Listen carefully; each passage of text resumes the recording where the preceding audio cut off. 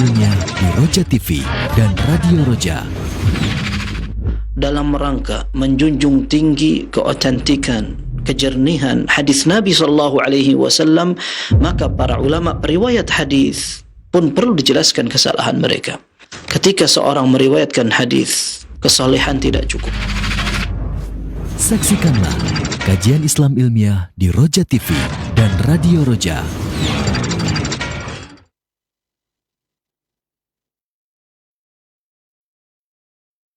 Bismillahirrahmanirrahim. Assalamualaikum warahmatullahi wabarakatuh. Ikhwatal Islam, azani Allahu wa iyyakum. Alhamdulillahirabbil alamin, hamdan katsiran thayyiban mubarakan fih kama yuhibbu rabbuna wa yarda, wassalatu wassalamu ala asrafil mursalin wa ala alihi wa ashabihi ajma'in wa man tabi'ahum bi ihsanin ila yaumil qiyamah ba'du. Ikhwatal Islam, azani Allahu wa iyyakum, para pendengar dan para pemirsa serta sahabat Roja semua dimanapun antum berada di malam hari ini. Tentunya malam hari ini kita bersyukur kepada Allah Subhanahu wa ta'ala atas karunia nikmat dan keberkahan yang Allah berikan dari pagi hingga menjelang malam ini. Dan kita juga memohon kepada Allah Subhanahu wa ta'ala, semoga Allah berikan kepada kita keberkahan malam hari ini hingga menjelang esok pagi. Ikhwatul Islam, azani Allahu wa iyyakum. Salah satu di antara syukur kita kepada Allah adalah kita kembali diberikan kesempatan untuk menyimak satu kajian yang penuh dengan faidah. Pada malam hari ini insya Allah kita akan mendengarkan kajian yang akan disampaikan oleh guru kita bersama guru kita Ustadz Al-Fadil Dr. MH Hasan Ayatullah MA Hafidhullahu Ta'ala. Dan pada malam hari ini dalam pembahasan yang akan beliau sampaikan adalah tentang kabar dari Jibril bagian yang kedua. Ikhwatal Islam, azani Allahu wa iyyakum. Setelah kajian disampaikan oleh beliau, kami membuka sesi interaktif soal jawab. Bagi Anda yang ingin bertanya secara langsung, Anda bisa menghubungi kami di 021 823 6543 ataupun Anda dapat kirimkan pertanyaan di 021 823 6543 dalam bentuk chat WA. Ikhwatal Islam, azani Allahu wa iyyakum. Kita simak bersama kajian ini dan kepada Ustadz kami persilakan falyatafadhal mashkuran.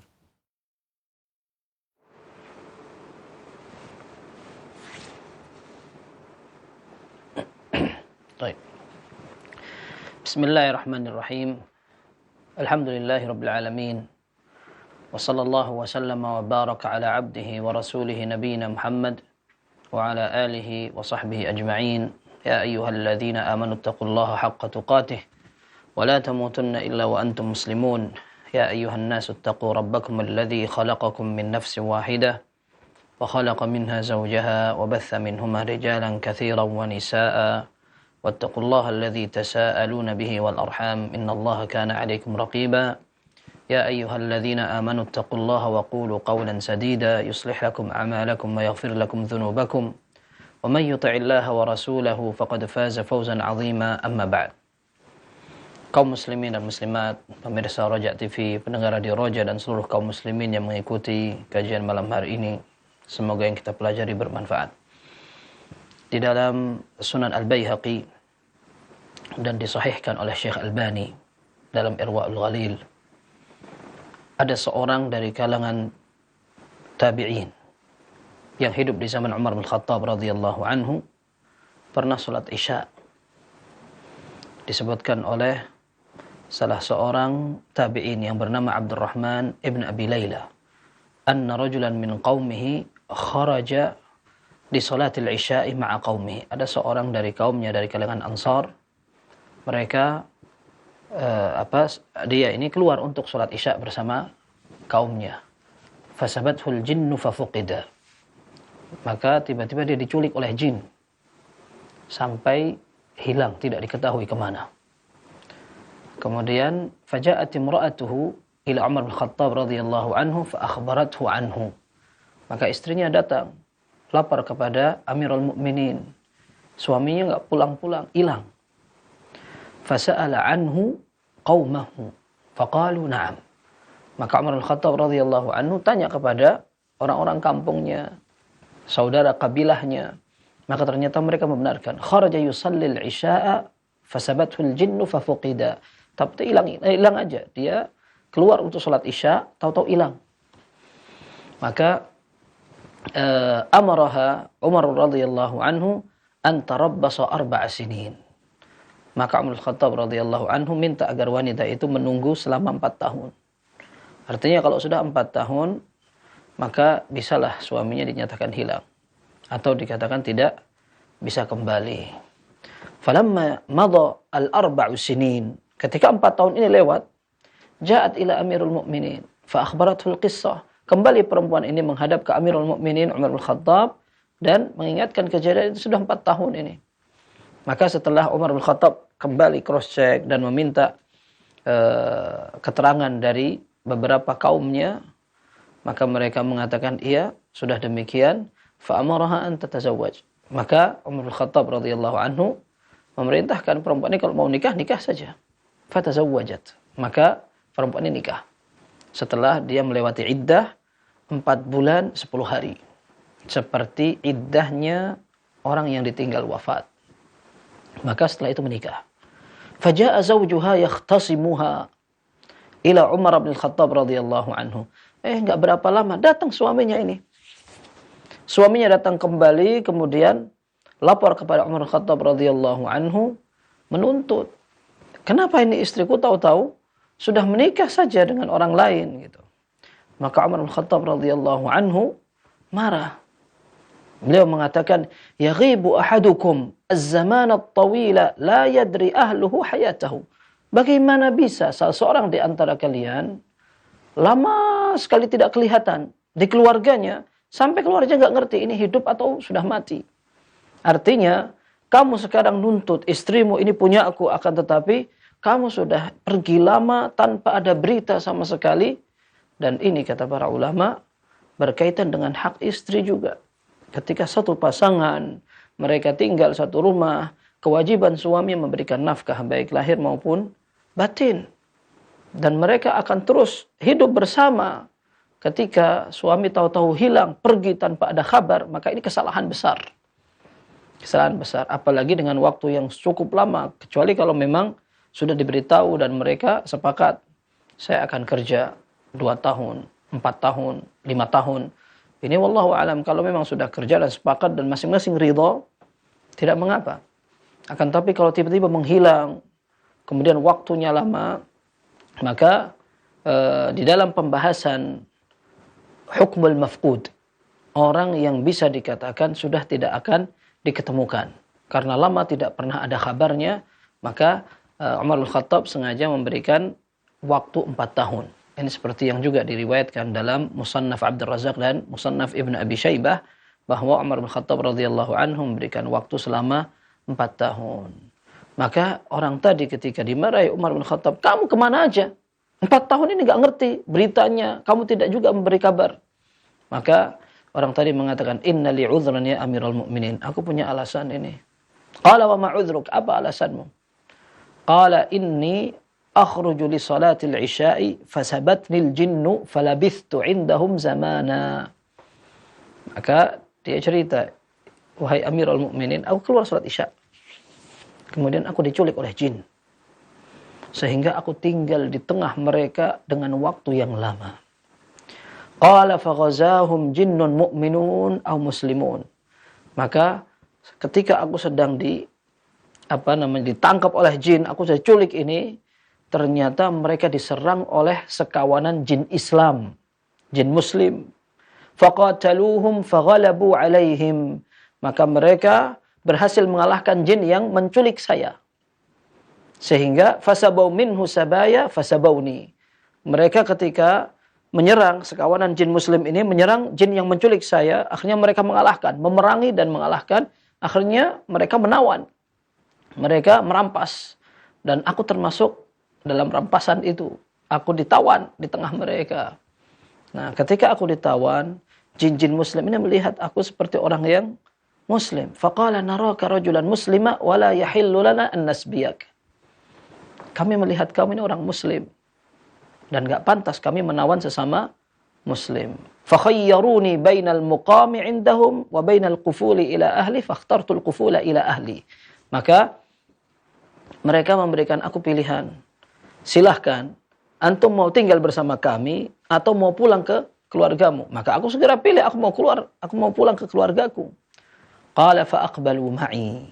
Maka orang tadi mengatakan, maka mereka mengantarku. Fa idza kana fil lail, kalau malam hari, falaisa yuhaddithuni, mereka tidak ngajak bicara aku jalan.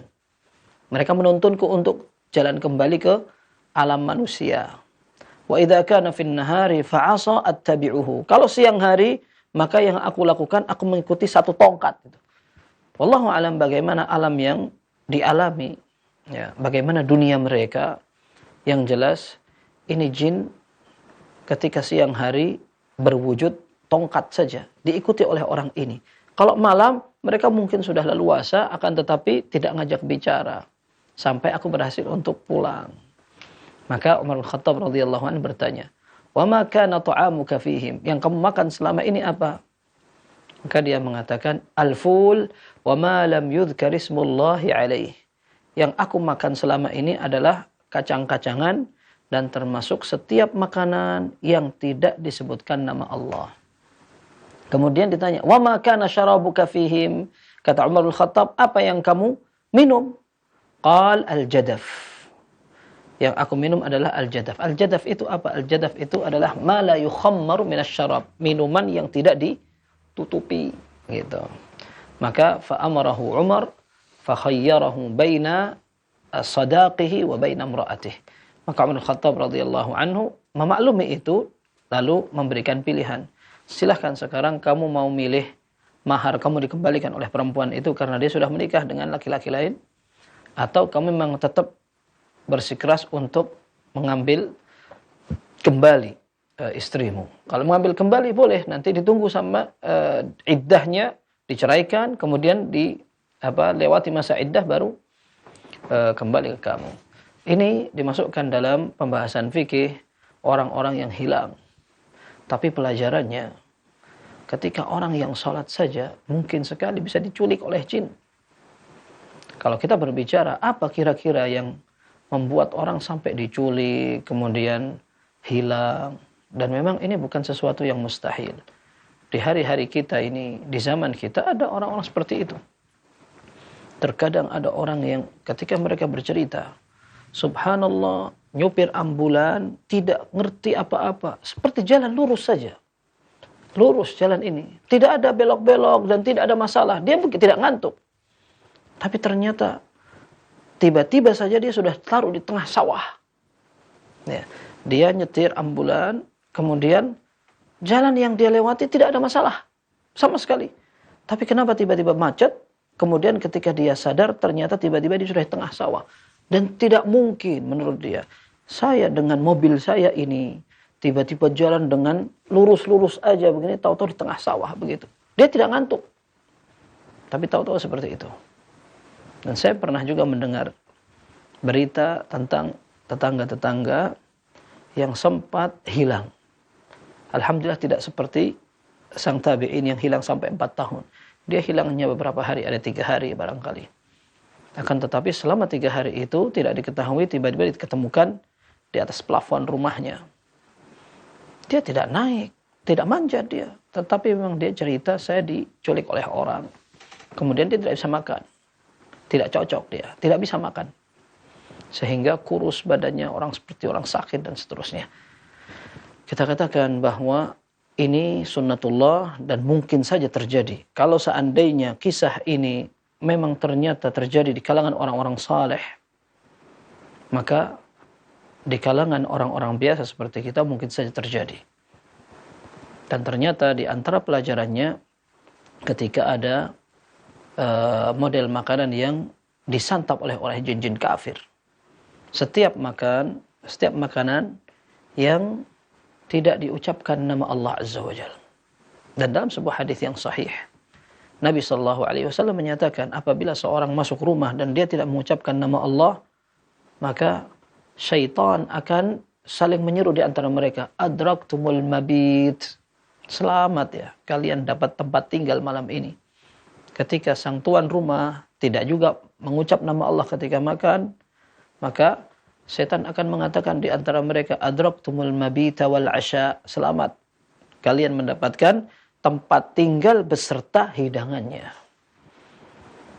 Dan ini yang kedua, ketika seorang minum, memiliki tempat-tempat minuman, sudah sepantasnya ditutup.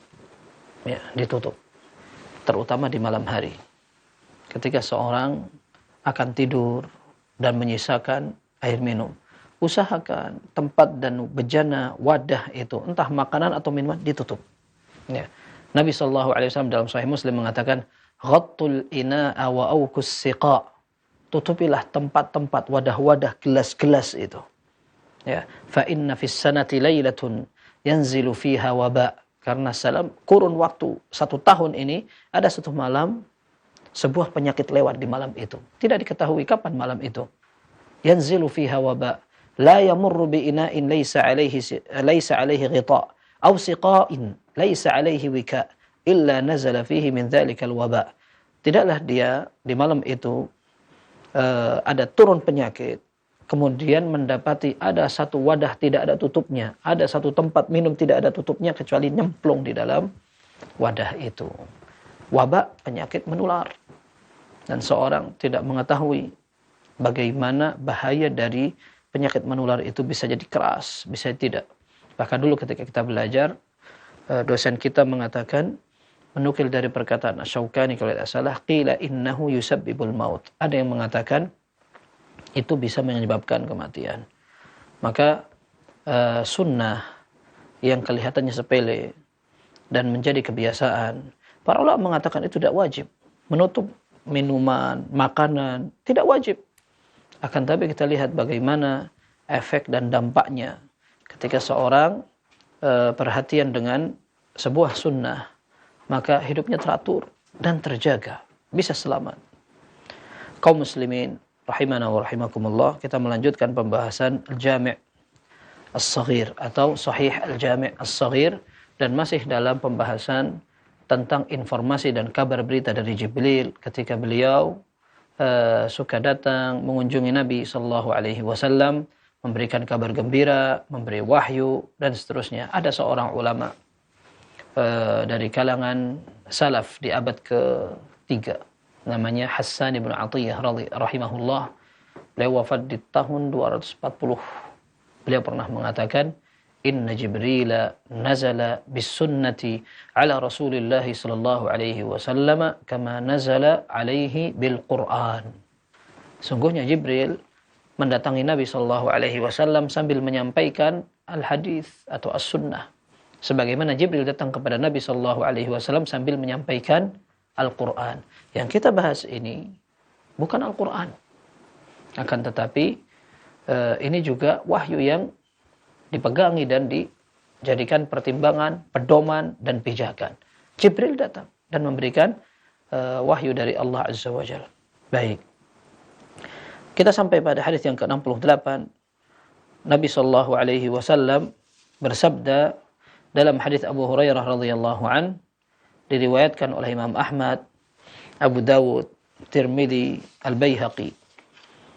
Qala atani Jibril, kata Nabi sallallahu alaihi wasallam, aku didatangi oleh Jibril.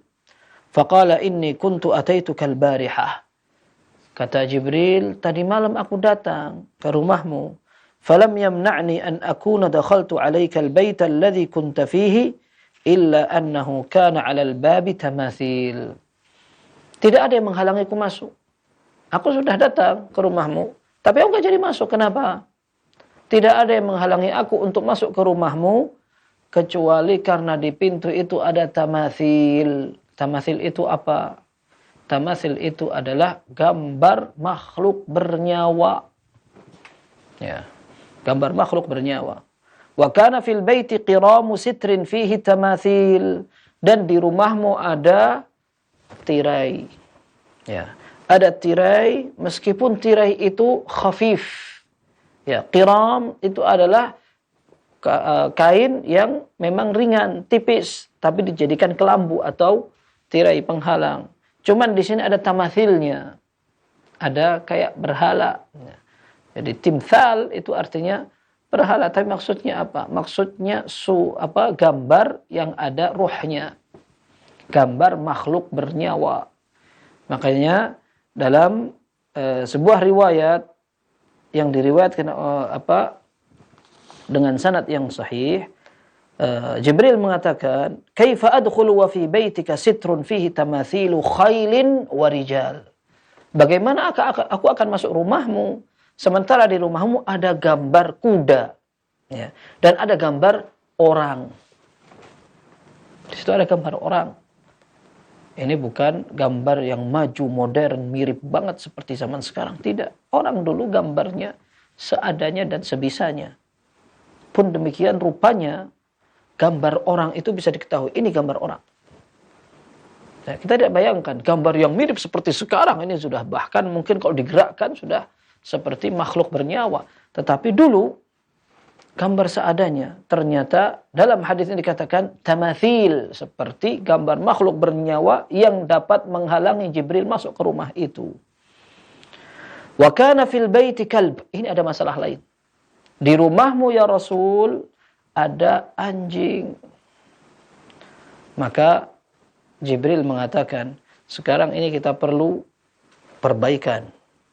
Di dalam rumahmu ada beberapa yang membuat aku tidak bisa masuk rumah, kata malaikat. Ini malaikat Jibril yang membawa wahyu.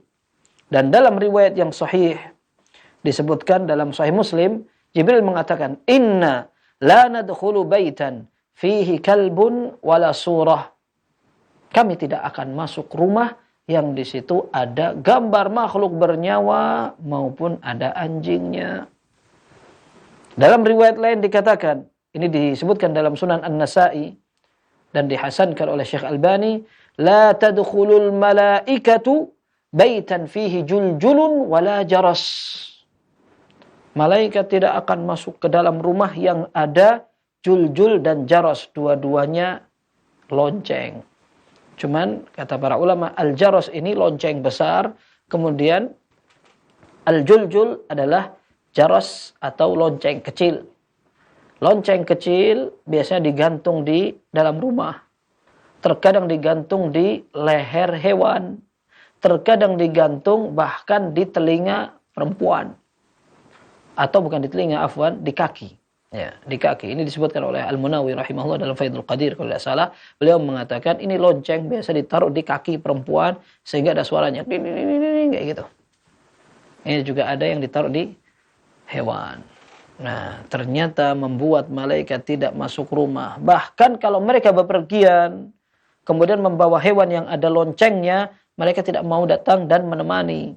Dikatakan dalam hadis yang sama, wala tashabul malaikatu rufqatan fiha jaras. Malaikat tidak mau nemenin, ada rombongan yang ada loncengnya. Jadi ini ada beberapa masalah yang membuat malaikat tidak datang. Baik, enak dong. Malaikat tidak datang berarti kita bebas tidak dicatat. Tidak mungkin. Para ulama mengatakan malaikat yang sampai tidak mendekati, dalam sebuah hadis dikatakan malaikat tidak akan masuk ke dalam rumah yang kebetulan penghuninya sedang berhubungan badan dengan istrinya misalkan. Malaikat tidak masuk. Tetapi ini maksudnya malaikat rahmat. Malaikat yang membawa doa, keberkahan. Ini disebutkan dalam Syarah Al-Jami' As-Saghir. Malaikat akan masuk dengan memberikan doa, memberikan barakah. Adapun malakul maut, dia akan masuk-masuk saja. Bahkan kita banyak lihat orang lagi berzina mati dalam keadaan itu. Na'udzubillah su'ul khatimah. Na'udzubillah. Orang sedang mencuri, orang sedang melakukan maksiat, tahu-tahu mati. Berarti malakul maut kerja di situ. Demikian pula al-katabah wal hafadhah. Malaikat yang mencatat amal masuk. Tidak ada masalah. Dan itu akan masuk dalam catatan keburukan. Sedangkan malaikat rahmat yang membawa keberkahan tidak akan masuk rumah ketika rumah itu kriterianya ada anjingnya, ada gambar makhluk bernyawanya, kemudian ada loncengnya. Berarti kalau memang pingin seperti itu, kalau kita pingin rumah kita didatangi malaikat dan banyak barokahnya, maka harus dibersihkan. Lihat dalam hadis ini di bagian akhirnya, famur bi ra'sit timthalil ladzi fil baiti falyuqta'. Maka dikatakan, wahai Muhammad, perintahkan kepala dari makhluk bernyawa yang digambar itu agar diputus, dipotong. Fayasira kahiyati syajarah, biar seperti pohon. Biar seperti pohon yang tidak ada kepalanya. Ya. Jadi kalau ada gambar orang, tadi kan disebut gambarnya itu gambar kuda dan gambar orang. Maka gambar orangnya dihilangkan kepalanya biar itu kayak badan biasa. Dan wallahu alam itu bisa jadi gambarnya tidak sempurna seperti manusia yang badannya mirip banget sehingga ketika dihilangkan kepalanya sampai seperti pohon. Wamur bis sitri falyuqta' fayuj'al wisadataini mambudataini tuta'an. Tolong diperintahkan tadi yang tirai ada gambarnya itu diambil, dipotong. Dijadikan sarung bantal atau dijadikan sebagai spray atau dijadikan alas mambudatain yang tidak dihormati atau tidak dipajang. Mambudah seperti dibuang, tapi tidak dibuang, dimanfaatkan. Akan tapi tidak dipajang dan dipasang sebagai sebuah pemandangan yang terhormat. Tuta'an, didudukin atau diinjak. Kalau ada gambar dan gambarnya di bawah, di tempat yang terhina, dipakai untuk tempat duduk atau diinjak, maka tidak mengapa insyaallah. Ini masih ditoleransi. Wamur bil kalbi fayukhraj. Ya, atau falyukhraj. Perintahkan agar anjing itu dikeluarkan dari rumah. Karena anjing itu bisa menolak datangnya malaikat. Ini hadis nih. Baik. Dalam hadis yang lain diriwayatkan bahwa ternyata anjing itu milik Hasan atau Husain. Dikatakan, wa idzal kalbu li Hasanin aw Husainin kana tahta nadidin lahum. Ternyata anjing itu milik Hasan dan Husain karena dalam sebuah riwayat Jibril datang, gak jadi masuk. Ada apa? Maka Nabi SAW periksa-periksa ini rumahnya. Ternyata ada anjing kecil. Ada jirwun. Al-jirwu. Al-jirwu itu anjing yang kecil. Dan ini punya siapa? Oh, ternyata punya Hasan atau Husain. Di bawah tempat, ini nadid itu seperti tempat yang biasa dipakai untuk meletakkan baju. Taruh-taruh begini aja. Nah, ternyata di bawahnya ada anjingnya. Maka diperintahkan untuk diusir. Dikeluarin dari rumah itu. Dan ini menunjukkan bahwa beberapa barang yang tadi disebutkan bisa menyebabkan keberkahan rumah hilang. Dan cukup malaikat ketika tidak masuk rumah rugi banget. Ya, tadi kita sebutkan bahwa Jibril mengatakan inna la nadkhulu baitan fihi kalbun wala surah. Kami tidak akan masuk rumah yang ada gambar makhluk bernyawanya dan juga ada anjingnya. Dan subhanallah, memelihara anjing ini kalau seandainya tidak ada tujuannya, apa tujuan dan manfaat yang perlu atau diizinkan seorang memelihara anjing? Dia perlu berburu dengan menggunakan anjing atau perlu menjaga. Ya, kalau perlu berjaga, maka anjing itu masih ada manfaatnya, ini ditoleransi. Adapun tidak sekedar pengen koleksi, ternyata memelihara anjing bisa mengurangi pahala. Dalam hadis yang sahih diriwayatkan oleh Imam Bukhari dan Muslim, Nabi sallallahu alaihi wasallam bersabda, "Man iqtana kalban illa kalba saydin aw mashiyatin intaqasa min ajrihi kulla yaumin qirat." Orang yang mengkoleksi, memelihara anjing, padahal anjing itu tidak dipakai untuk berburu atau berjaga, entah itu jaga tanaman atau jaga rumah atau jaga yang lain, maka pahalanya akan berkurang setiap hari 1 qirat. Qirat itu bilangan besar, yang besarnya seperti gunung Uhud. Dalam riwayat tentang salat jenazah, Nabi sallallahu alaihi wasallam menyatakan, "Man syahidal janazata hatta yusalla 'alaiha falahu qirat, wa man syahidaha hatta tudfana falahu qiratan." Barang siapa yang menyaksikan, menghadiri dan turut melakukan salat jenazah, dia mendapatkan 1 qirat pahala. Dan barang siapa yang menyaksikan dari prosesi menyolatkan sampai dimakamkan, dia mendapat 2 qirat pahala. Qila wa mal qiratan? Ya Rasul, qirat itu seberapa? Qala mithlul jabalainil azimain, seperti 2 gunung besar. Qala asgharuhuma mithlu jabali Uhud, yang kecil di antara 2 gunung besar itu adalah seperti gunung Uhud. Nah, sekarang orang mengoleksi, memelihara, atau sayang aja di rumah ada anjingnya, padahal tidak ada kebutuhan yang mendesak seperti tadi disebutkan. ternyata mengurangi pahala. Qirat. Pahala kita seberapa? Dikurangi terus setiap hari. Apalagi kalau sampai anjing ini mengganggu kaum muslimin. Bahkan sampai dijadikan alat untuk merugikan kaum muslimin. Gimana? Punya peliharaan, kadang-kadang dia keluar rumah, dan seringnya memang dibiarkan di luar rumah, dan ketika ada orang naik sepeda motor, ketabrak atau nabrak motor ini, jatuh. Ketika orang ini jatuh, terluka, motor rusak, mana yang punya? Sembunyi di rumah. Tidak ketahuan siapa, dan tidak merasa berdosa, padahal anjing yang bikin perkara di jalan. Orang sampai jatuh, kecelakaan sampai apa, dia nggak mau tahu. Tapi begitu anjing ini tertabrak, entah mobil atau apa, terluka, keluar ini, kalau perlu satu kampung keluar. Ya. Dan yang nabrak seperti dituntut telah melakukan dosa besar, dituntut sampai 10 juta, sampai bahkan berjuta-juta. Saya tidak berbicara teori bolong ini. Ini kejadian seperti ini. Ada orang sampai seperti itu.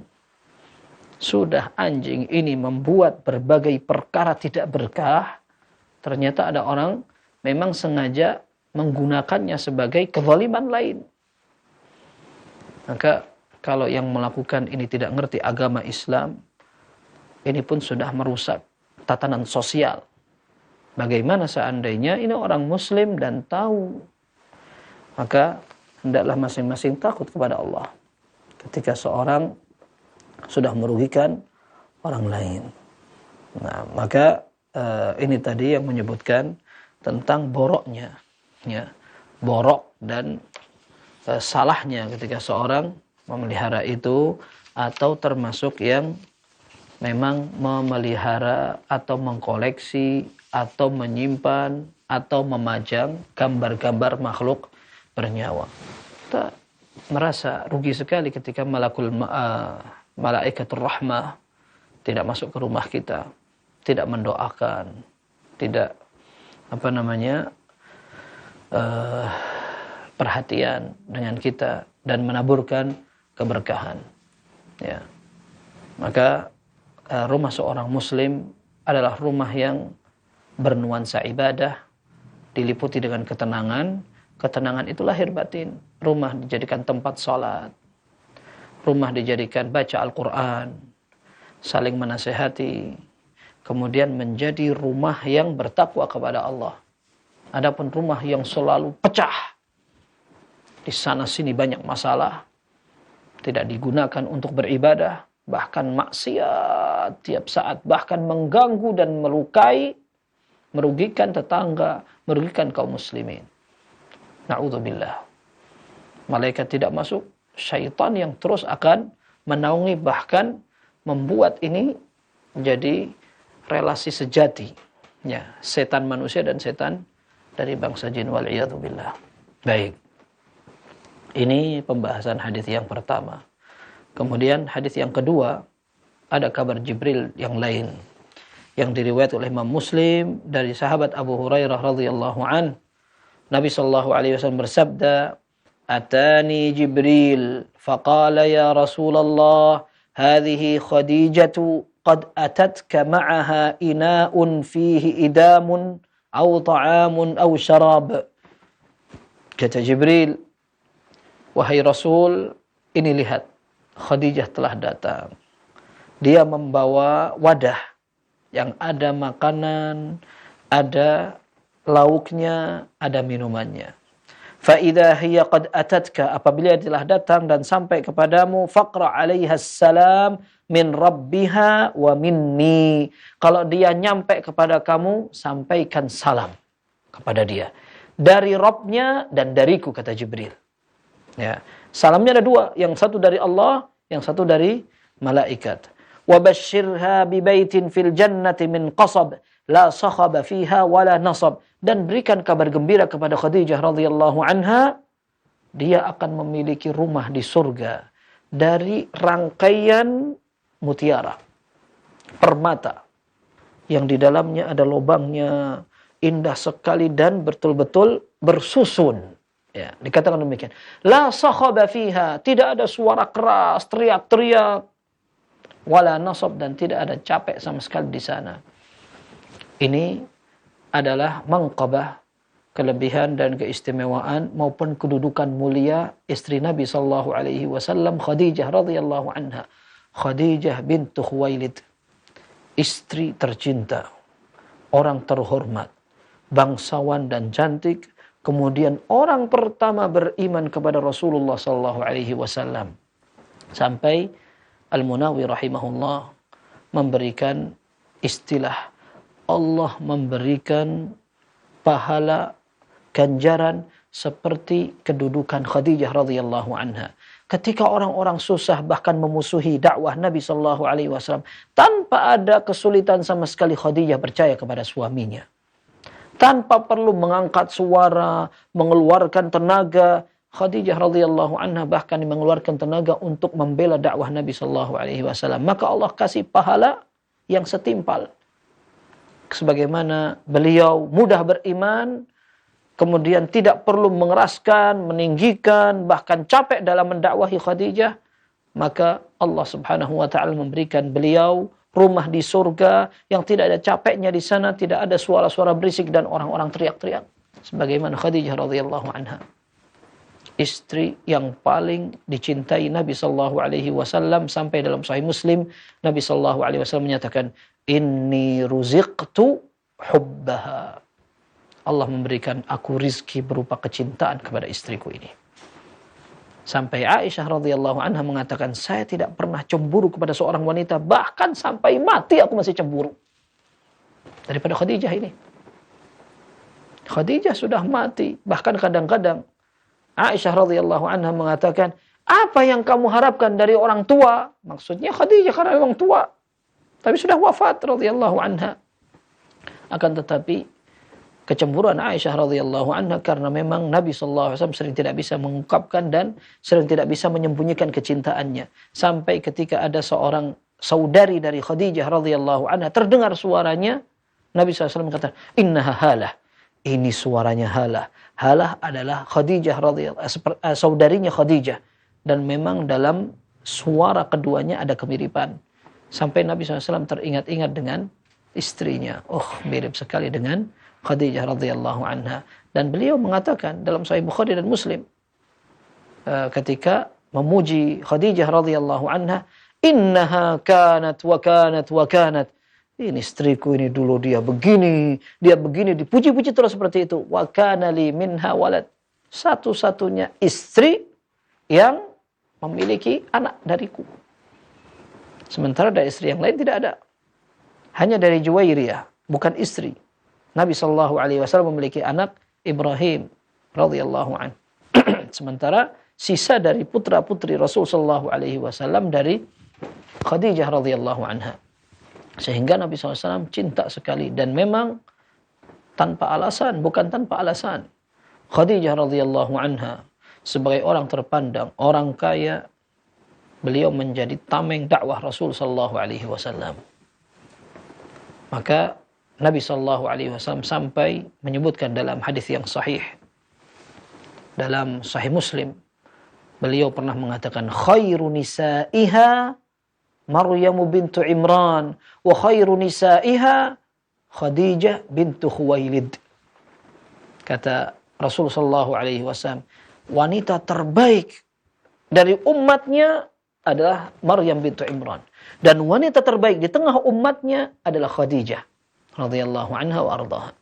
Disebut oleh Imam Nawawi rahimahullah, maksudnya di masa dari masing-masing dua perempuan ini. Di masanya Maryam bintu Imran wanita terbaik, dan di masa Nabi sallallahu alaihi wasallam wanita terbaik adalah Khadijah radhiyallahu anha wa ardhaha. Baik. Kata An-Nawawi rahimahullah, antara Maryam dan Khadijah. Dan sekarang ada juga yang membandingkan antara Khadijah dengan Aisyah. Siapa yang lebih afdal? Kata An-Nawawi rahimahullah, fa al-mufadalah bainahuma maskutun anha.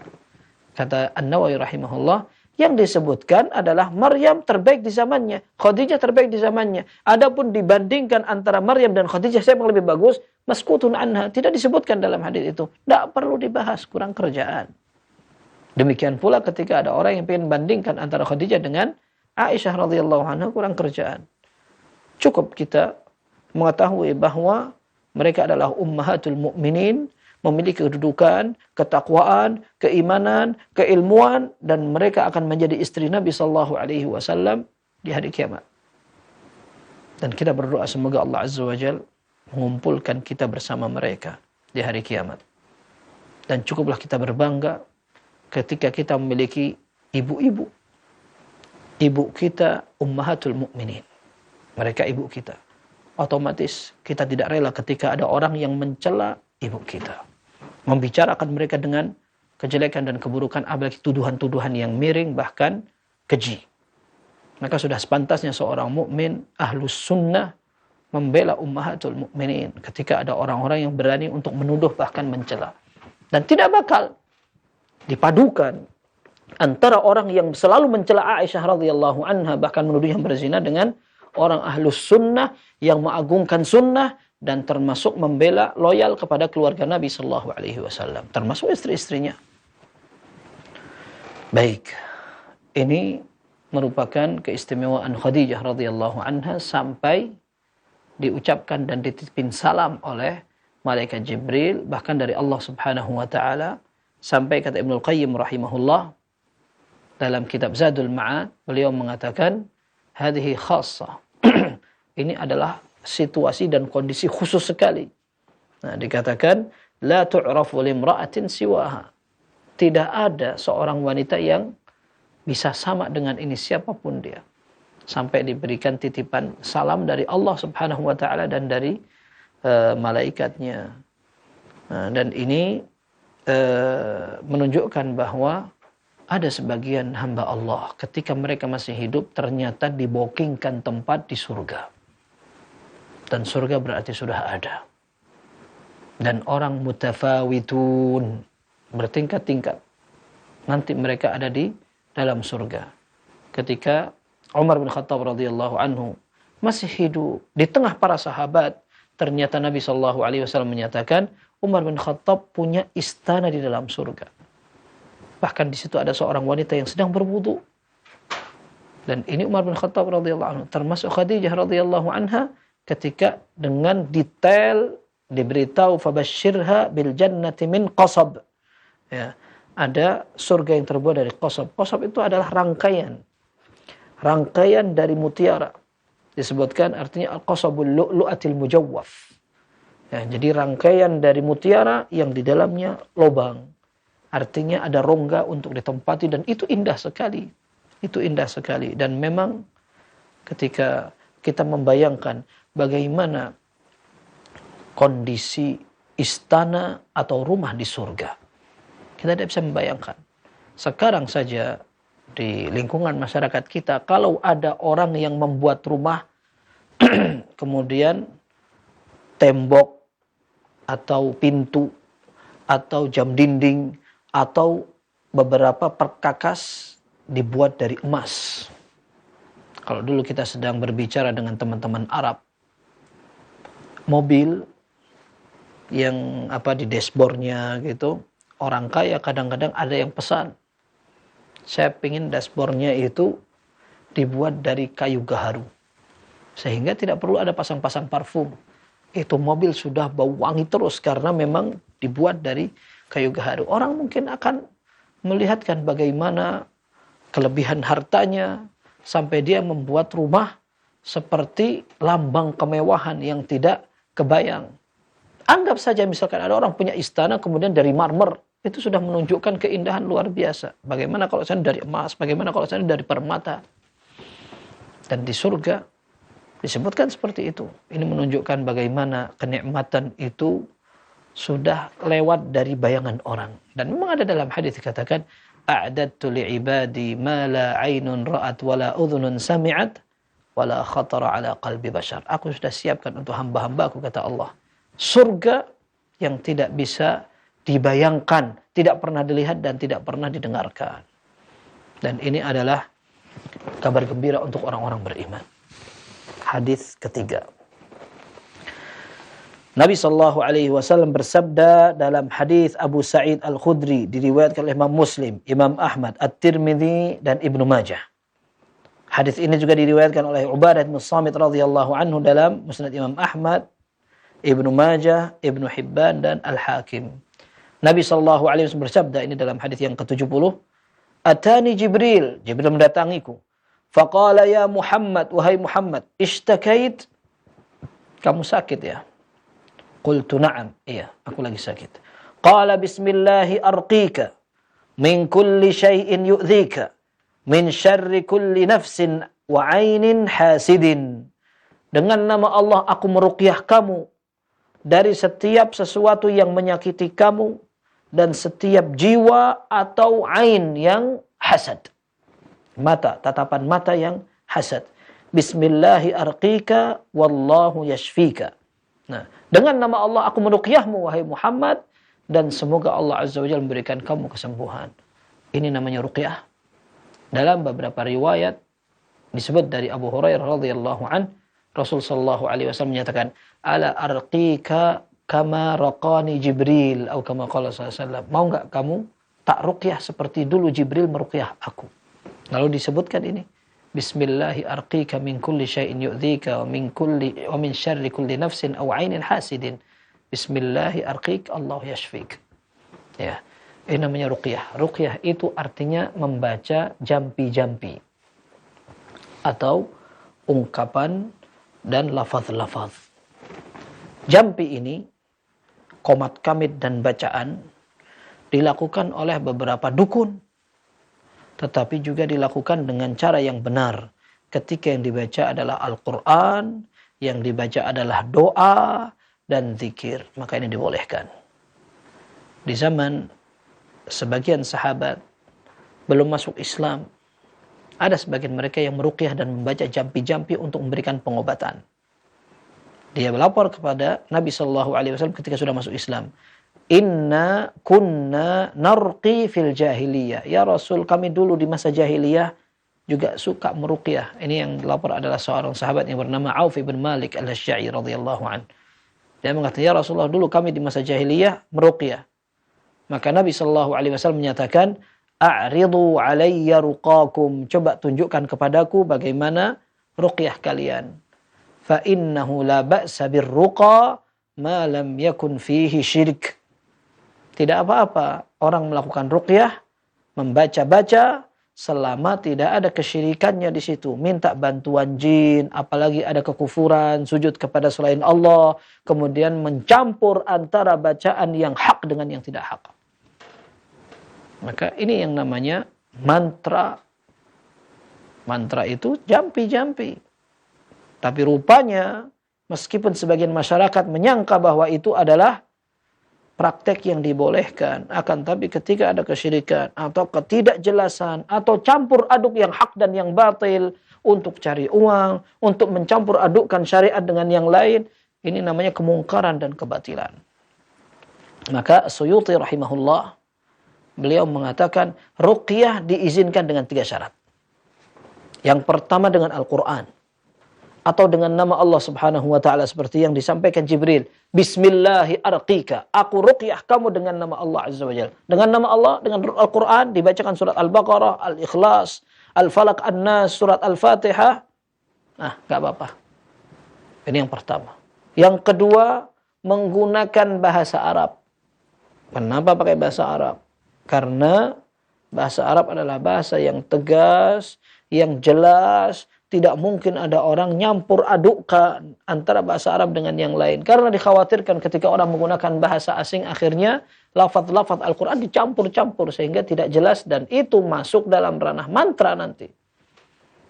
Ya. Kemudian yang berikutnya, tidak boleh diyakini bahwa ruqyah ini bisa menyembuhkan dengan sendirinya. Akan tetapi Allah yang menyembuhkan, ruqyah sebagai salah satu sarana dan fasilitas untuk mencari kesembuhan. Ini yang disebut oleh Suyuti rahimahullah. Maka ruqyah ini bisa dijadikan solusi untuk obat baik penyakit medis atau non medis. Baik, disebutkan di situ setiap yang menyakiti kamu, apapun. Entah itu memang penyakit fisik maupun penyakit yang tidak fisik. Seperti Nabi SAW pernah disihir. Maka disebutkan di sini min syarri kulli nafs, dari setiap jiwa yang kotor dan ada bahayanya. Ada orang hasad, termasuk wa'ainin hasid. Ain, penyakit ain. Dalam hadis yang sahih, diriwayatkan Imam Muslim, Nabi SAW menyatakan, al-ainu haqqun walau kana syai'un sabaqal qadar la sabaqathul ain. Penyakit ain itu benar adanya. Kalau ada sesuatu yang bisa mendahului takdir, maka ainlah yang bisa mendahului takdir itu. Artinya, ain adalah tatapan mata orang yang memang punya penyakit di matanya. Tidak mesti hasad. Bisa jadi dia tidak hasad. Dia takjub. Dia lihat, wah, orang ini ganteng sekali. Oh, anak ini pintar sekali. Oh, rumahnya bagus banget. Oh, mobilnya, dan seterusnya.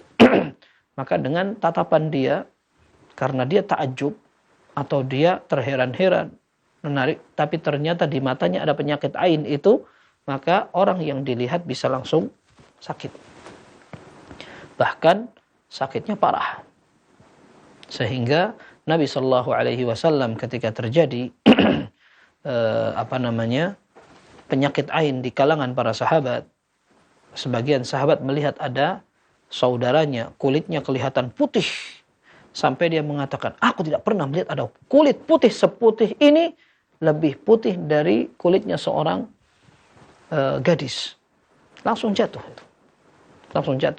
Kata Nabi SAW, hal tattahimuna ahadan, apa kalian sempat mencurigai seseorang? Oh iya, itu. Setelah dilihat orang itu jatuh. Nabi SAW menyatakan, alama yaqtulu ba'dukum ba'da. Apa yang membuat sebagian kalian membunuh orang yang lain?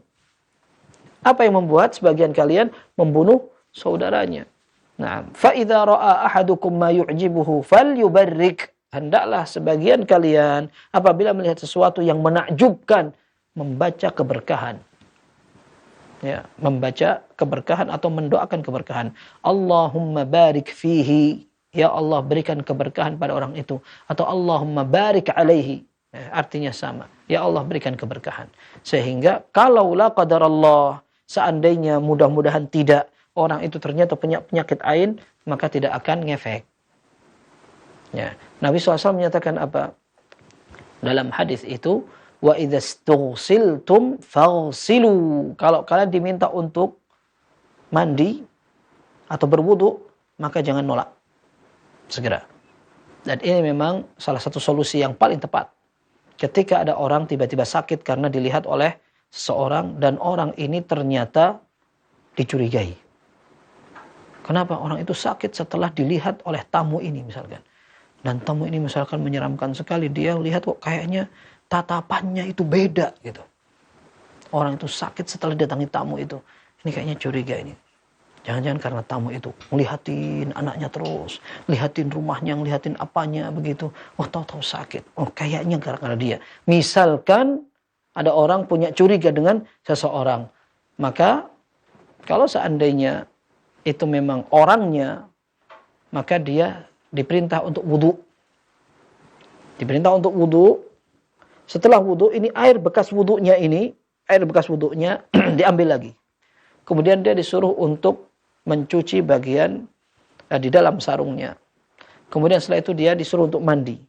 Airnya itu disiramkan ke orang yang kena penyakit ain tadi, yang sampai jatuh, sampai sakit, sampai agak bisa bergerak itu.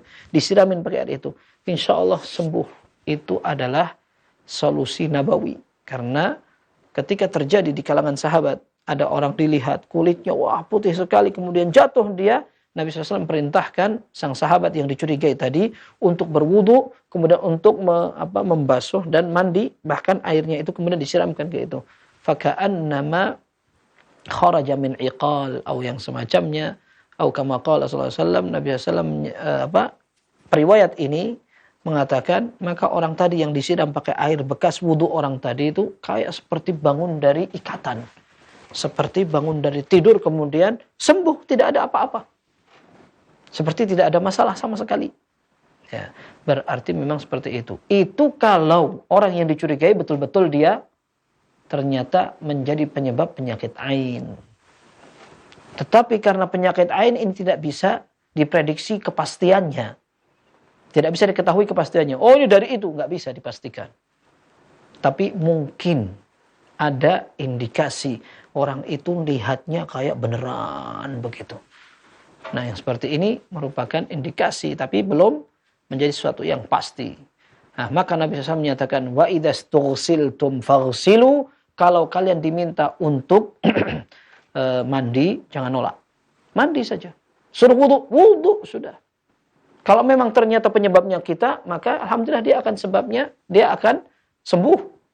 Ini akan menjadi sebab dia sembuh. Tapi kalau ternyata bukan kita penyebabnya, ya kita akan mandi, kita akan renang, kita mau apa, kemudian itu airnya disiramkan ke dia sampai juga kayak orang hujanan selama 1 tahun juga nggak bakal apa-apa. Nggak akan ngefek, nggak akan sembuh juga. Tapi maksudnya di dalam hadis itu dikatakan ain itu adalah penyakit yang benar adanya, akan terjadi, maka seorang perlu berhati-hati. Nah, dan penyakit apapun bisa diatasi dengan ruqyah, dan ruqyah ini terkadang langsung sembuh, terkadang tidak. Dan tadi yang disebutkan cara yang paling tepat ketika seorang terkena penyakit sihir atau ain, maka sebabnya itu kalau seandainya diketahui, kemudian sebabnya diselesaikan masalahnya, seperti siapa yang melihat atau siapa yang ngirim sihir itu, maka buhul atau jimat-jimat yang dipakai untuk sarana menyihir dilepaskan, kemudian dihilangkan, maka dengan izin Allah penyakit itu akan hilang. Tapi kalau seandainya tidak tahu, maka memang mau tidak mau harus menggunakan ruqyah. Dan ruqyah tidak mengapa. Sebagaimana kita jelaskan, ruqyah itu juga tidak khusus untuk penyakit halus, kata orang. Akan tapi penyakit medis pun demikian, bisa dengan ruqyah, dan tidak dibatasi. Dalam hadis ini Jibril meruqyah Nabi SAW karena penyakit sihir saja, akan tapi min kulli syai'in yu'dhik, dari setiap yang bisa menyakiti kamu. Begitu. Hadis keempat, berita berikutnya yang diriwayatkan oleh Abu Talhah, diriwayatkan oleh Imam Ahmad, An-Nasa'i, Ibnu Hibban, Al-Hakim, dan Ad-Diya Al-Maqdisi dalam kitab Al-Mukhtarah.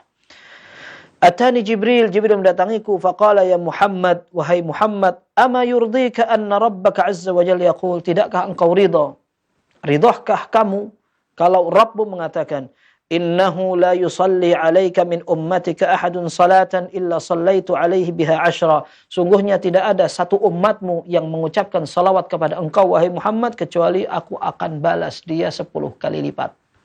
Kalau umatmu mengucapkan salawat 1 kali, maka aku akan balas dengan 10 kali lipat. Wala yusallimu alaika ahadun min ummatika taslimatan illa sallamtu alaihi 10. Dan tidaklah umatmu mengucapkan salam kepada engkau 1 kali, melainkan aku akan ucapkan salam kepada dia 10 kali lipat. Faqultu bala ay rabbi. Maka Nabi SAW menyatakan, iya, aku ridho banget. Dan hadis ini menunjukkan fadilahnya salawat. Dan dalam hadis yang diriwayatkan oleh Imam Muslim, Rasul sallallahu alaihi wasallam menyatakan, man shalla alayya salatan wahidatan sallallahu alaihi biha 10. Orang yang mengucapkan salawat kepadaku, Allah akan mengucapkan salawat kepada dia 10 kali lipat. Wal hasanatu bi 10 amsalihha. Kita tahu kaidahnya, satu kebaikan akan dilipat gandakan menjadi 10 kali. Baik. Salawat kepada Nabi SAW artinya doa. Artinya, ya Allah, tetapkan dan tambahkan salawatmu kepada Rasul sallallahu alaihi wasallam. Tambahkan nama yang agung dan tinggi untuk posisi Nabi kami Muhammad sallallahu alaihi wasallam. Nah, adapun salawat Allah kepada hambanya, ini seperti dinukil dari salah seorang tabi'in namanya Abul Aliyah, yang disebutkan oleh Al-Bukhari rahimahullah, salatullahi ala ibadihi dzikruhu inda al-mala'il a'la, atau indal malaikah. Allah ketika menyebutkan salawat untuk hambanya, artinya Allah memuji, membanggakan hambanya ini di depan para malaikat. Ini makna yang dikatakan Allah mengucapkan salawat untuk hambanya. Maksudnya Allah puji di depan malaikat. Makna kedua, Allah memberikan dia rahmat, Allah memberikan dia hidayah sampai keluar dari kegelapan menuju ke tempat yang terang benderang. Allah menyebutkan dalam surat Al-Ahzab, "Huwallazi yusalli 'alaikum wa malaikatuhu liyukhrijakum minadh-dhulumati ilan nur." Allah Azza wa Jalla dan juga para malaikat yang mengucapkan salawat kepada kalian agar kalian bisa dikeluarkan, agar Allah keluarkan dari kegelapan dan kesesatan menuju ke cahaya dan hidayah. Ini menunjukkan bahwa Allah Subhanahu wa taala mengucapkan salawat yang diartikan seperti ini, seperti dinukil dari tafsir As-Sa'di. Ya, As-Sa'di rahimahullah mengatakan, "Wa min rahmatihi dzikruhu ma yukhrijuhum minadh-dhulumati ilan nur." Di antara tanda rahmat Allah Azza wa Jalla dan atharnya, Allah Subhanahu wa taala memuji engkau di sisi malaikatnya, kemudian yang itu semua dapat mengeluarkan hambanya dari kegelapan menuju kepada cahaya. Nah, maka sampai sebagian ulama mengatakan, kalau demikian berarti salawat ini, salawat kepada Rasul sallallahu alaihi wasallam bisa jadi lebih afdal daripada doa seseorang untuk maslahat dirinya. Ya Allah, aku pengen kaya. Ya Allah, aku pengen ilmuku semuanya bermanfaat. Ya Allah, aku ingin masuk surga. Ya Allah, aku pengen seperti terus begini. Ini afdal, jelas ini ibadah. Ini ada fadilahnya maksudnya. Ada fadilahnya, ada pahalanya. Dan Allah juga perintahkan kita berdoa. Tetapi afdal lagi kalau seandainya seorang bersalawat. Kenapa? Karena Allah yang akan bersalawat untuk dia. 10 kali lipat lagi.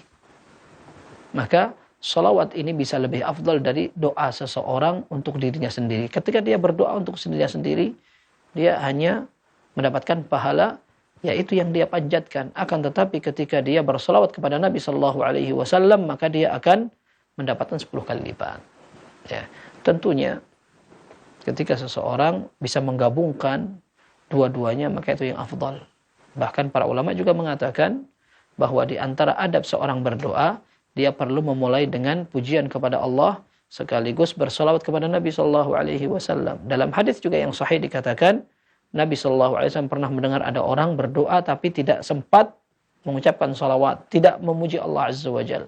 Maka Nabi Sallallahu Alaihi Wasallam menyatakan, "Ajila hadza," ini orang keburu-buru ini.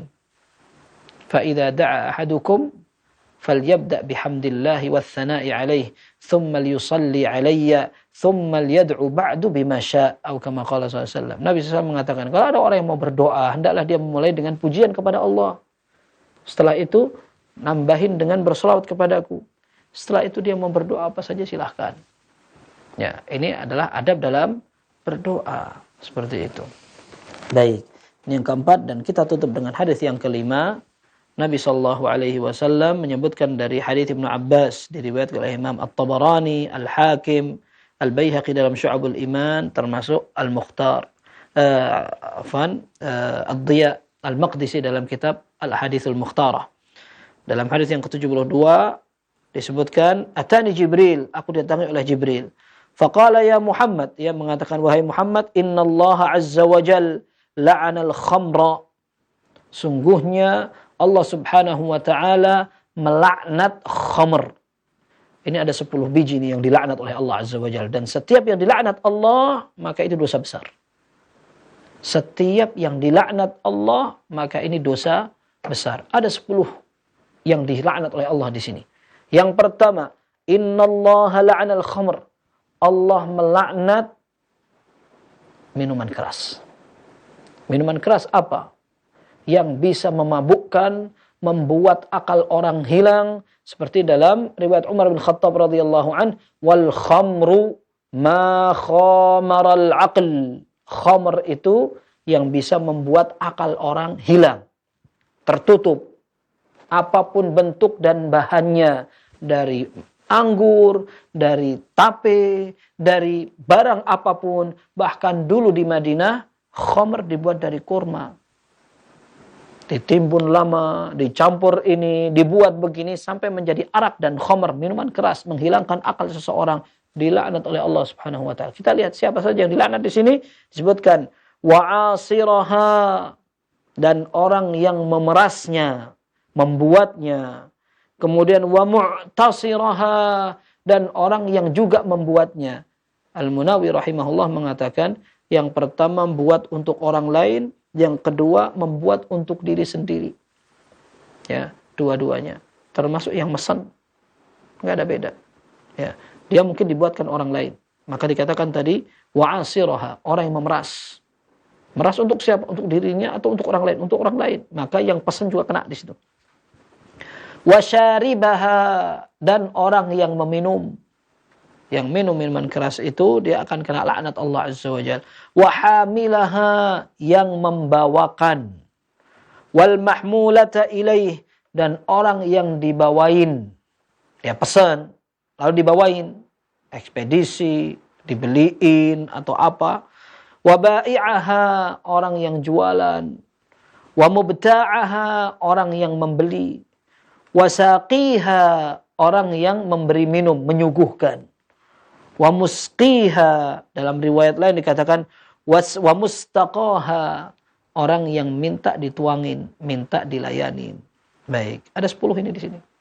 Ada tambahan lagi yang tidak disebutkan dalam lafaz ini, wa akila thamaniha, orang yang makan harganya, yang memanfaatkan hasil penjualannya. Mungkin tidak dimakan, tapi dipakai untuk beli mobil, bikin rumah, dan seterusnya. Sama, kata para ulama, akilut thaman, artinya bukan hanya terbaku pada orang yang makan dari hasil harta itu, akan tetapi termasuk yang memanfaatkan. Dikatakan makan karena kebanyakan orang memanfaatkan harta dengan dimakan. Akan tetapi ini bisa berlaku untuk semua kegiatan. Dipakai pakaian, dipakai kendaraan, dipakai tempat tinggal, bahkan dimanfaatkan untuk kebutuhan apapun seperti tamasya, ngasih, atau dia pakai untuk bisnis dan seterusnya. Maka ini masuk dalam kategori dia makan hartanya atau memanfaatkan harta yang ditimbulkan disebabkan dari minuman keras. Dan ini merupakan dosa besar yang tidak ada sama sekali para ulama meragukan. Tidak ada para ulama yang khilaf tentang keharaman minuman keras, bahkan dosa besar. Dalam sebuah hadis yang hasan, Nabi SAW menyatakan, ijtanibul khamra fa innaha ummul khaba'ith. Hindari minuman keras, karena itu adalah induknya dari semua dosa-dosa. Bahkan disebutkan juga dalam hadis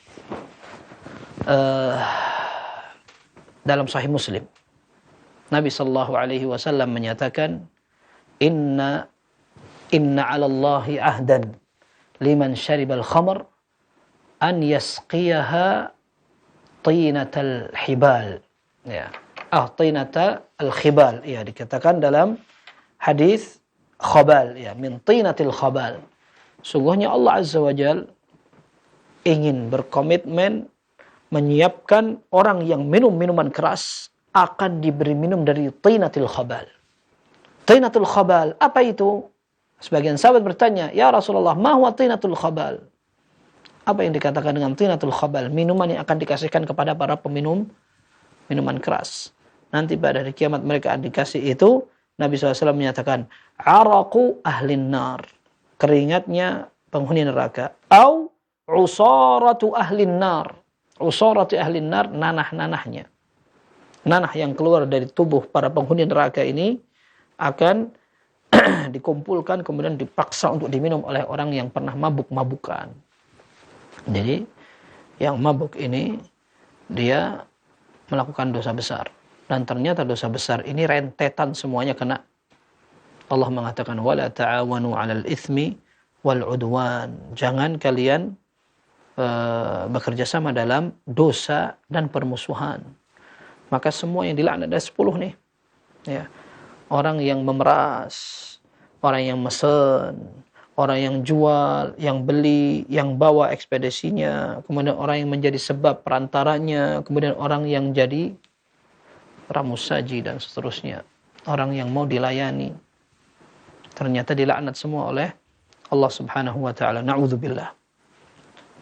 At-Tibi rahimahullah seperti nukil oleh Al-Munawi, beliau mengatakan orang yang menjual anggurnya kepada pembuat minuman keras, dia juga sama mendapat laknat. Dia berhak untuk mendapatkan laknat karena dia tahu ini anggur mau dibuat itu. Kalau anggur dimakan biasa nggak ada masalah, tapi dia sudah tahu ini akan dibikin khamr dan dia jual aja.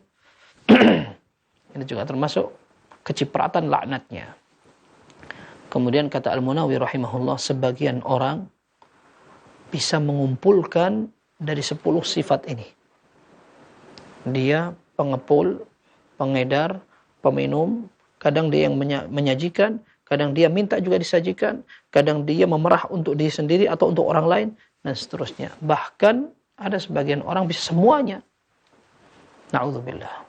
Artinya dia di waktu yang sama, dia beli dari orang lain, di waktu berikutnya dia ngejual ke orang lain. Jadi dia menggabungkan dua-duanya. Dia minta dibuatkan dan dia bisa bikin sendiri juga. Artinya dia mengambil semua sifat itu digabungkan. Maka kata Al-Munawi rahimahullah, wa na'udzubillahi minal khudlan. Kita berlindung kepada Allah dari kehinaan. Terhina sekali seorang bayar mahal untuk menghilangkan akal sendiri. Dan ini seperti diketahui semua orang. Ketika orang kadang-kadang penat, stres, kepikiran, akhirnya dia ingin melupakan semua tekanan itu. Apa yang dilakukan? Mabuk. Biar dia tenang. Apakah ini menjadi tenang yang artinya semua masalah hilang? Tidak. Masalah itu masih ada, cuman dia tidak mikir saja. Sampai subhanallah, saya pernah mendengar ada seorang psikiater. Psikiater itu orang psikolog. Dia kasih saran kepada salah satu kliennya atau pasiennya.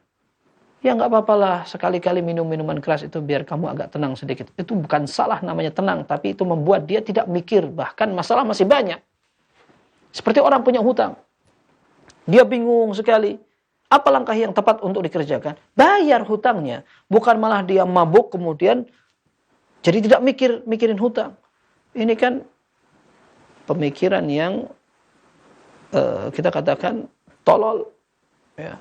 Pemikiran yang memang tidak bijak, bahkan salah. Dia lari dari tanggung jawab namanya, bahkan mencari masalah yang baru. Dan dia perlu untuk membayar juga menghilangkan akalnya itu. Ala kulli hal, semoga Allah Azza wa Jalla menyelamatkan kita semua, melindungi kita terus dan memberikan kita hidayah taufik, menjauhkan dari segala dosa-dosa besar dan para pelakunya. Dan semoga Allah menjaga keamanan kita dunia akhirat. Ini dapat kita pelajari, semoga bermanfaat. Wassallallahu wasallam wa baraka ala abdihi wa rasulih Muhammad wa alihi wa sahbihi ajma'in. Alhamdulillahirabbil alamin. Nah Ustaz, jazakumullah khairan barakallahu fikum atas materi yang telah disampaikan di kesempatan malam hari ini tentang kabar dari Jibril alaihissalam. Dan ikhwatal Islam azanillahu ayyakum, kami buka sesi interaktif soal jawab. Bagi Anda yang ingin bertanya secara langsung, Anda bisa menghubungi kami di 0218236543 atau Anda dapat kirimkan pertanyaan chat WA di 0218236543. Nah, kita angkat pertanyaan pertama dari penelpon terlebih dahulu. Di kami persilakan. Ya, silakan. Assalamualaikum warahmatullahi wabarakatuh. Waalaikumsalam warahmatullahi wabarakatuh. Dengan siapa Bapak dan berada di mana? Dengan Rudi di Tangerang. Pak Rudi Tangerang, silakan. Assalamualaikum Pak Ustadz. Waalaikumsalam warahmatullahi. Yang saya tanyakan begini Pak Ustadz, apa benar Pak Ustadz ya, kalau pendapat orang yang mengatakan bahwa sholawat itu bisa untuk menyelesaikan permasalahan yang susah itu Ustadz. Jadi kalau punya masalah susah itu kita memperbanyak bacaan sholawat Ustadz. Itu benar apa enggak baca pendapat itu Ustadz? Atas jawaban jazakumullah khairan kasih. Assalamualaikum warahmatullahi wabarakatuh. Waalaikumsalam warahmatullahi wabarakatuh. Wa jazakallahu khairan wa fiik barakallah. Kepada Ustaz kami persilakan untuk menjawab. Silakan Ustaz. Waalaikumsalam warahmatullahi wabarakatuh. Iya. Tidak diragukan bahwa salawat memiliki keistimewaan, fadilah, pahala seperti ibadah lain. Seperti salat, berdoa, baca Al-Quran, i'tikaf, puasa, dan seterusnya. Tapi apakah permasalahan seorang akan selesai dengan sholawat saja. Seperti doa.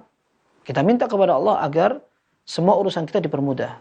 Tapi apakah dengan hanya sekedar doa, maka semua urusan kita selesai? Kita punya utang, tahu-tahu kebayar sendiri karena kita berdoa terus ketika kita itikaf atau kita puasa. Akhirnya tahu-tahu semua urusan kita, tahu-tahu kebayar semua hutangnya. Kemudian nggak ada pekerjaan, tahu-tahu kita ditawari 10 perusahaan begitu. Ini wallahu a'lam tidak benar. Jadi orang tetap berupaya untuk melakukan usaha. Kita tetap berusaha agar semua urusan terselesaikan sambil berdoa kepada Allah. Adapun seorang ketika beribadah menjadikan ibadah itu sebagai wasilah dan sarana untuk tawassul kepada Allah, boleh. Ya, boleh. Ya Allah, aku minta kepada Engkau dengan salawatku yang aku usahakan dengan sebanyak-banyaknya, kecintaanku kepada Rasul sallallahu alaihi wasallam. Aku pengen ini sebagai wasilah dan Engkau jadikan sebab urusanku dimudahkan. Setelah itu dia berusaha juga. Ya, semua urusan dia dikerjakan. Maka Allah yang akan kasih jalan. Bukan hanya sholawat terus. Seperti orang berdoa terus tapi tidak mau kerja. Maka dia berharap dapat rezeki. Di zaman Umar Al-Khattab radhiyallahu anhu ada orang di masjid terus. Dia tidak mau kerja. Maka ditanya oleh Umar Al-Khattab radhiyallahu anhu. Ma antum? Kalian ini siapa? Qala nahnu mutawakkilun. Kami orang-orang yang bertawakal kepada Allah. Maka kata Umar Al-Khattab radhiyallahu anhu. Kadzabtum. Kalian bohong. Bal antum mutaakilun. Kalian ini orang-orang yang cari makan gratis aja. Al-mutawakkil rajulun alqa badrahu thumma tawakkal. Orang yang betul-betul bertawakal secara sejati adalah orang yang mengambil sebab dengan menabur benih. Dia bercocok tanam. Setelah itu tawakal kepada Allah Azza wa Jalla. Tapi harus mengerjakan usaha dulu. Seperti itu. Wallahu a'lam bishawab. Nah Ustaz, jazakumullah khairan barakallahu fikum atas jawaban yang telah diberikan Ustaz. Demikian jawaban untuk Pak Rudi, mudah-mudahan dapat difahami dengan baik dan benar. Kita angkat pertanyaan berikutnya kembali di 0218236543. Kami persilakan bagi Anda yang telah masuk. Ya, silakan. Ya, Assalamualaikum warahmatullahi wabarakatuh. Waalaikumsalam warahmatullahi wabarakatuh. Dengan siapa Bapak dan berada di mana? Saya Amarullah Yunaldi di Bubasung, Kabupaten Agam, Sumatera Barat. Pak Rinaldi di Lebuk Basung, Sumatera Barat. Silakan Pak Rinaldi. Yang ditanyakan pertama yaitu dulu kan gambar kita, foto-foto kenang kita dipajang, ini adalah didasarkan dalam album, apakah boleh? Kemudian siaran TV yang pakai gambar ini apakah boleh? Terima kasih. Assalamualaikum warahmatullahi wabarakatuh. Baik, terima kasih banyak Pak Rinaldi. Waalaikumsalam warahmatullahi wabarakatuh. Dan kepada Ustaz kami persilakan untuk menjawab. Silakan Ustaz. Waalaikumsalam warahmatullahi wabarakatuh. Baik, permasalahan fotografi atau video ini yang pernah disampaikan oleh Syekh Sulaiman Ar-Ruhaili hafizahullah, ini adalah masalah kontemporer atau dalam istilah fikihnya nawazil, ya, sesuatu yang memang dulu belum ada. Maka yang berfatwa adalah orang yang melihat dan menyaksikan lalu menimbang dari hukumnya. Sebagian ulama kontemporer mengatakan ini masuk dalam kategori gambar makhluk bernyawa. Ya, karena memang tidak ada bedanya. Nah, sebagian ulama mengatakan tidak. Karena ini adalah nangkap bayangan. Bukan gambar seperti yang dilakukan di zaman orang-orang dulu. Gambar, melukis, bahkan memahat dan membentuk patung. Tetapi ini tidak. Ini adalah menangkap bayangan gambar, video, atau gambar cepret, foto begitu. Nah, seperti orang bercermin. Bercermin ketika dia di depan kaca, gambarnya ada. Ketika dia pergi, nggak ada. Hanya video ini tidak seperti cermin sebenarnya, akan tetapi dia cermin pada saat orangnya ada, tetapi setelah itu ditangkap. Jadi bayangan itu ditangkap, istilahnya begitu. Apakah ini termasuk foto, gambar makhluk bernyawa, atau berbeda? Sebagian ulama mengatakan ini sama. Seperti Syekh Muhammad bin Ibrahim, kemudian Fatwa Lajnah Daimah, kemudian beberapa ulama mengatakan memang ini sama. Yang kedua mengatakan tidak, termasuk Syekh Muhammad Shalih Al-Utsaimin rahimahullah. Beliau mengatakan ini tidak termasuk yang dilarang. Akan tetapi kalau seandainya seorang berusaha untuk hati-hati, maka la syak tanpa diragukan ini yang lebih afdal, aula, dan lebih selamat. Beberapa kondisi darurat seperti foto yang dipakai untuk berkas resmi, ini tidak bisa lagi untuk dihindarkan. Seorang perlu paspor, KTP, kemudian beberapa berkas yang lain menggunakan foto, maka tidak mengapa. Dan mudah-mudahan dimaklumi.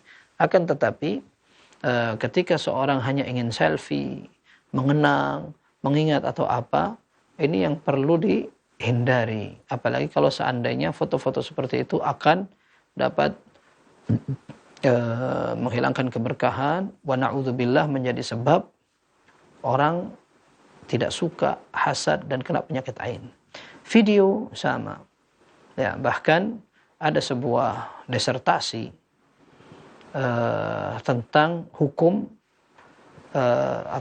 gambar. Kemudian dalam disertasi itu disebutkan tentang hakikat pembuatan video. Ternyata video itu lebih kenceng, lebih detail daripada sekedar foto. Nah, kemudian disebutkan pula bahwa para ulama ternyata menilai hukumnya sama dengan yang tadi, khilafnya. Dan wallahu a'lam, bisa juga ditimbang dari maslahat dan madarat. Kalau seandainya ada maslahatnya untuk dakwah, kemudian nasihat dan seterusnya, sebagian ulama betul-betul menilai bahwa itu merupakan hal yang ditoleransi. Meskipun seperti Syekh Muhammad Shalih Al-Utsaimin rahimahullah, beliau tegas mengatakan bahwa ini bukan gambar yang dilarang. Tapi yang jelas kesimpulannya, ketika seorang bisa lebih berhati-hati dengan gambar, maka ini yang lebih afdal. Wallahu a'lam bishawab. Nah Ustaz, jazakumullah khairan barakallahu fikum atas jawaban yang telah diberikan Ustaz. Demikian jawaban Tua Rinaldi di Lebuk Basung, Sumatera Barat. Mudah-mudahan dapat difahami dengan baik dan benar. Ikhwatal Islam azani Allah wa iyyakum. Kami angkat pertanyaan melalui chat WA yang sudah masuk dari penanya kita Ustaz. Assalamualaikum warahmatullahi wabarakatuh. Ustaz, izin bertanya, bagaimana jika seseorang meninggal namun tidak ada yang mengetahui tentang dirinya sehingga dia tidak dikubur? Apakah ada alam kubur baginya, Ustaz? Dan apakah hukumnya bagi mayat seperti itu, Ustaz? Silakan, Ustaz.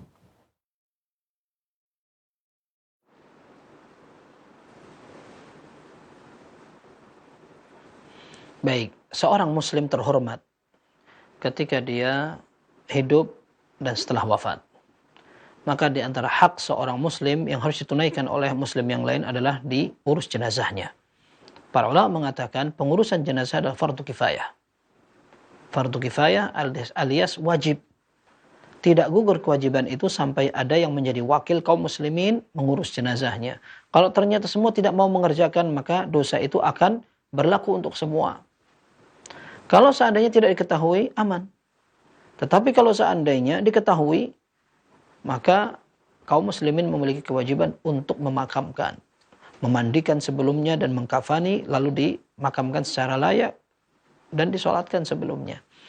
Kemudian kalau seandainya seorang tidak dikuburkan, apakah dia memiliki kuburan atau tempat sendiri? Otomatis itu sudah menjadi takdir Allah Azza wa Jalla. Andaikan dia tetap di atas tanah, maka dia pun akan usang. Dia akan dimakan rayap, sama aja. Ya. Jadi tetap Allah Azza wa Jalla akan membuat badan dia akan hilang, kecuali dengan izinnya satu badan dibiarkan utuh. Seperti beberapa sahabat ketika mereka dimakamkan di perang Uhud, ternyata terjadi banjir. Setelah terjadi banjir, maka jasad-jasad itu keluar. Termasuk di antaranya ayah Jabir bin Abdullah, yaitu Abdullah bin Amr bin Haram. Ketika beliau dimakamkan di perang Uhud, kemudian ada banjir besar sampai akhirnya jasad-jasad itu keluar lagi. Sampai dikatakan oleh Jabir, ayahku seperti mati kemarin. Darahnya masih segar. Kemudian orangnya, jasadnya masih, hanya beberapa rambut saja yang hilang di bagian telinganya atau yang semacamnya. Nah, ini Allah Azza wa Jalla bisa menjadikan badan sebagian kaum muslimin utuh meskipun sudah dikubur. Tapi kalaupun tidak dikubur, dengan berlambat laun dan berjalannya waktu juga akan sirna. Bahkan sebagian orang lebih memilih untuk dibakar. Sebagian mereka ditenggelamkan di dalam laut dan seterusnya. Ini semua seperti menjadi alam kubur dia. Ya. Dan yang penting sebenarnya bukan jasadnya, akan tetapi alam barzakhnya. Karena alam kubur itu bukan hanya berkaitan dengan lubang yang kita buat. Dan semoga Allah Azza wa Jalla melapangkan kubur kita semua. Tapi yang penting adalah bagaimana ruhnya tadi. Nanti akan ada naimul qabr atau azabnya. Apakah akan diazab atau akan disiksa. Itu yang lebih penting. Ya, sehingga kadang kita melihat ada orang sampai jasadnya sudah tinggal tulang belulang. Kemudian dipindahkan. Tetapi penyiksaan atau nikmat yang Allah berikan terus berlangsung sampai hari kiamat. Karena itu alam barzakh. Itu adalah alam antara dunia dan akhirat.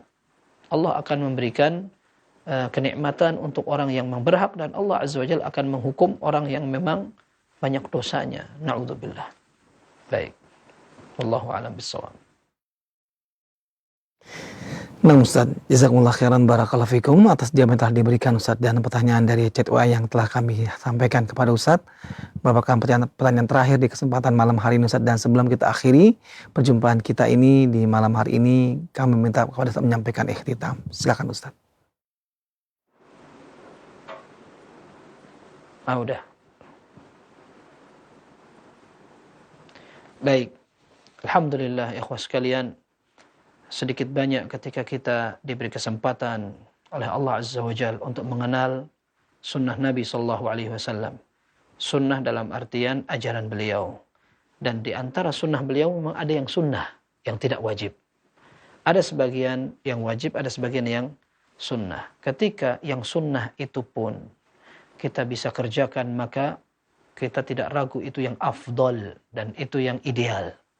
Termasuk tadi yang kita sebut dalam pembahasan awal kajian, bahwa ternyata dalam urusan makan dan minum saja kaum muslimin memiliki peraturan yang detail. Makan menggunakan tangan kanan, mengucapkan basmalah, tutup atau dibuka wadah dan seterusnya. Ini dalam rangka menggapai sebuah kesempurnaan dan keistimewaan. Maka alangkah membahagiakan dan membanggakan. Seperti dalam Sahih Muslim, sahabat Salman Al-Farisi radhiyallahu anhu membanggakan sekali ajaran syariat ini. Ketika beliau ditanya, "Qad 'allamakum nabiyyukum kulla syai'in hatta al-khira'ah?" Apakah nabi kalian mengajari semua urusan sampai dalam urusan cebok atau bersuci? Qala ajal. Iya. Dalam urusan seperti itu pun dalam syariat kami lengkap. Kata Salman Al-Farisi, laqad nahana an nastaqbila al-qiblata bigha'itin aw bawlin aw an nastanjiya bil yamin aw an nastanjiya bi aqalla min 3 ahjar aw an nastanjiya bi raji'in aw bi 'adham. Iyalah, dalam syariat kami orang ketika buang hajat kemudian akan bersuci saja, kita dilarang untuk menghadap kiblat atau membelakangi. Kita dilarang untuk bersuci kalau tidak ada air menggunakan batu atau apa kurang dari 3 batu, nanti kurang bersih. Atau kita tidak boleh menggunakan tangan kanan ketika buang hajat, bercebok. Dan kita juga tidak boleh bersuci menggunakan tulang atau kotoran hewan. Nah, ini kesempurnaan dalam cebok. Subhanallah, dulu pernah kita ngobrol. Ana sedang diskusi dengan beberapa masyayikh. Saya bilang, Syekh, kenapa negara-negara barat mereka maju, bersih, dikenal dengan ketertiban dan kedisiplinan? Maka Syekh mengingatkan, ini yang sering salah orang-orang. Kalian nyangka bahwa dunia barat, orang-orang yang tidak kenal agama, mereka lebih bersih. Kata siapa? Kalian hanya lihat sampah saja, atau peraturan, sebenarnya itu peraturan ketat. Tapi itu bohong, karena orang-orang justru tidak paling bersih. Yang paling bersih itu orang Islam. Ketika mereka tahu ada cebok, ada bersuci, ada wudu, bahkan mereka sebelum tidur, bangun tidur, ada mandi dan seterusnya. Di saat orang-orang gak kenal agama, dalam kondisi junub mereka tidak mandi, bahkan buang hajat pun mereka tidak cebok. Banyak kayak begitu. Maka mestinya seorang muslim bangga dengan identitas dan agamanya. Semoga dengan sunnah kita bisa menjadi mulia dan kita istiqomah di atas keistiqomahan. Wallahu a'lam bissawab. Sallallahu wasallam wa baraka ala abdihi wa rasulihi nabiyina Muhammad wa ala alihi wa sahbihi ajma'in. Subhanakallahumma wa bihamdika asyhadu an la ilaha illa anta astaghfiruka wa atubu ilaik. Walhamdulillahirabbil alamin. Nah Ustaz, jazakumullah khairan barakallahu fiikum Ustaz atas materi yang telah disampaikan di kesempatan malam hari ini dan juga ikhtitam yang telah antum sampaikan Ustaz. Setelah jawaban-jawaban yang telah antum berikan dari pertanyaan-pertanyaan yang diajukan, kami ucapkan terima kasih banyak atas itu semua. Semoga Allah Subhanahu wa taala menjaga antum dan keluarga antum di sana, serta semoga Allah meluaskan keman bagi antum sehingga semakin banyak faedah ilmu yang dapat kita ambil dari setiap perjumpaan bersama antum insyaallah, Allahumma amin.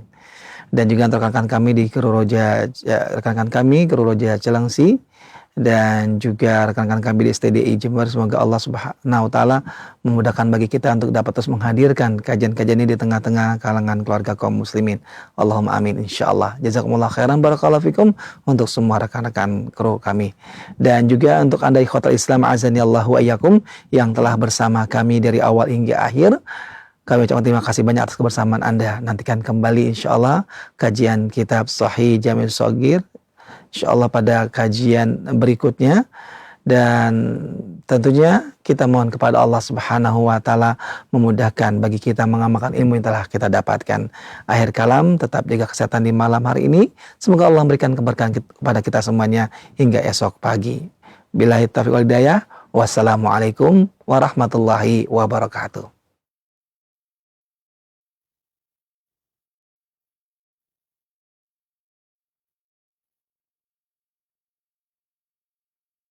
Simak Radio Roja Bogor 100.1 FM, Radio Roja Majalengka